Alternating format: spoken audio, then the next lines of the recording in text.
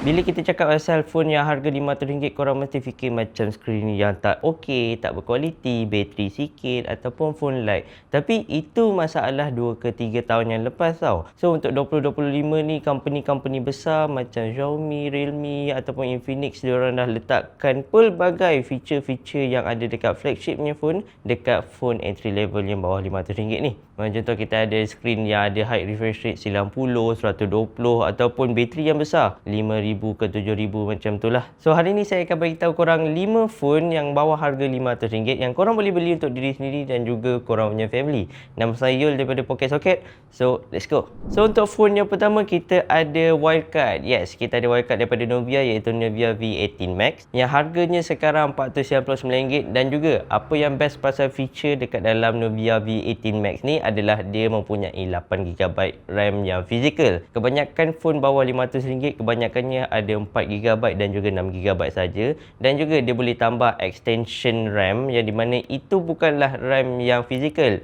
Itu hanyalah dia ambil daripada SSD masuk ke dalam korang punya RAM sajalah. Dia tak adalah power sangat sebenarnya. Nubia V18 Max ni dia memakai 8GB physical RAM yang korang boleh pakai dan actually agak smooth lah untuk harga RM500 ke bawah ni. Bukan setakat tu je, dia mempunyai skrin yang besar 6.9 inci 120Hz. Okey saja untuk family ataupun parents yang actually nak tengok Facebook ataupun TikTok dekat skrin yang besar lah. Tak adalah dia punya mata actually nak kena terkepit, buka macam tu depan-depan macam tu. Tak ada, sebab skrin 6.9 inci tu dah besar gedabak. Bateri dia pula, bateri dia mempunyai 6000 mAh dan juga dia ada fast charging 22.5W. So kalau kata korang nak charge daripada 0 ke 100, korang boleh dapat dalam sejam 40 minit ke 2 jam. So phone yang kedua kita ada Realme Note 18. Yes, yang ini adalah daripada Realme dan ini adalah feature yang ada dekat dalam phone ni lah. So phone ni dia bukannya untuk performance tapi dia fokus on ketahanan. Yes, dia ada ketahanan yang agak okey sebab dia mempunyai sistem armor shell. Yes, yang ini adalah sistem ketahanan daripada Realme dan juga dia ada IP54. So yes, kalau kata korang nak baling ataupun jatuhkan daripada korang punya ketinggian ke lantai, tak ada masalah, dia tak akan retak ke apa ke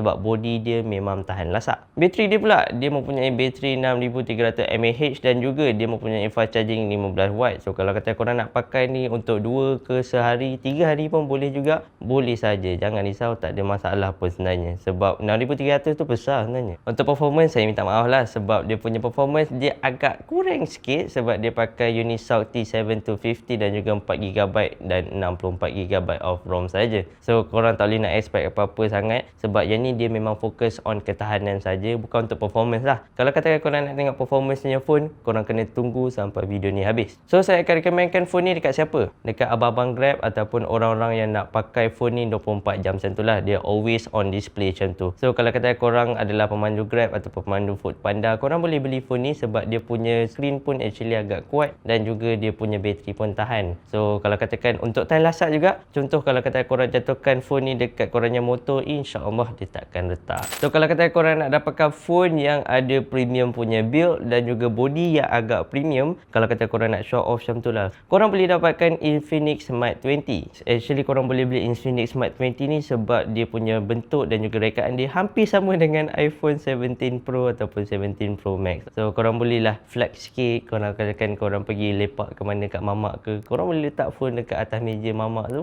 dan orang macam fikir, ni phone apa? iPhone 17 ke bro?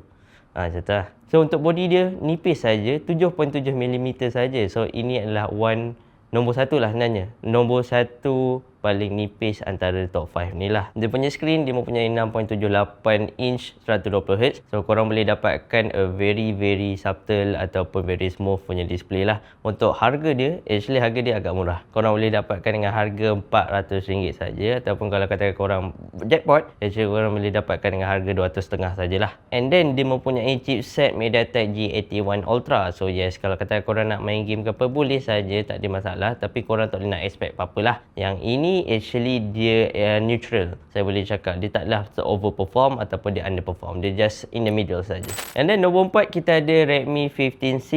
Yes, ini adalah Redmi punya phone bawah RM500 lah. So Untuk cari harga Redmi yang bawah 500 ni agak susah sebenarnya. So, dia ada kekurangan dia lah. Macam satu, Redmi 15C ni dia tak ada 5G. Or even actually 55 phone ni dia tak ada 5G. Yes, semua ni dia pakai 4G LTE saja. So, untuk Redmi 15C ni saya boleh cakap dia agak neutral. Dia tak adalah ke arah sini, dia tak adalah ke arah sana. Contoh macam Infinix Smart 20 dia nak stylo. Kalau kata untuk Realme Note 80 tadi dia nak ketahanan. Yang ini dia neutral saja. Dia tak ada apa-apa macam feature-feature yang menarik. Tapi korang boleh beli ni kalau kata korang peminat Redmi lah. So dekat dalam ni dia mempunyai chipset G81 Ultra. So yes, kalau kata korang nak main game ke apa, sama je macam Infinix Smart 20 tadi. Tapi korang boleh dapatkan skrin yang besar sikit lah. Dia punya skrin sebesar 6.9 inci dan juga dia mempunyai 6000 mAh bateri. Yes, dia taklah sebesar 7000. Tapi kalau kata korang nak dapatkan fast charging, korang boleh dapatkan Redmi 15C ni lah.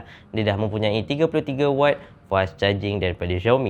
And then the last one, and also ini adalah the best one yang saya boleh bagi tahu ataupun recommend kat korang lah. So ini dia Poco M7. So kalau kata korang nak dapatkan phone di bawah harga RM500 dan juga dia mempunyai harga yang worth it, korang boleh beli yang ni sebab yang ni memang dah daripada 4 phone-phone tu dia dah merangkaui semua feature-feature yang diorang ada. Untuk performance, saya boleh cakap dia mempunyai Snapdragon G85 yang di mana korang boleh main game in the middle ataupun low spec yang tak ada masalah. Smooth bateri, jangan risau. So kalau kata korang nak main ML boleh saja. Kalau kata korang nak main game macam PUBG ataupun korang nak main COD boleh saja, tak ada masalah. And bateri dia pula, dia mempunyai 7000 mAh. Yes, ini adalah yang paling besar di antara 5 phone yang saya review ni lah. So kalau kata korang nak dapatkan phone yang di bawah harga RM500 dan juga mempunyai 7000 mAh, korang boleh dapatkan Poco M7 ni lah. Saya dah try pakai Poco M7 ni. Saya boleh cakap saya boleh tahan 48 jam screen on time. Yes, saya tengok TikTok 48 jam. Tak kisah apa-apa semua tu, saya buka ML, saya buka TikTok or even buka map semua tu,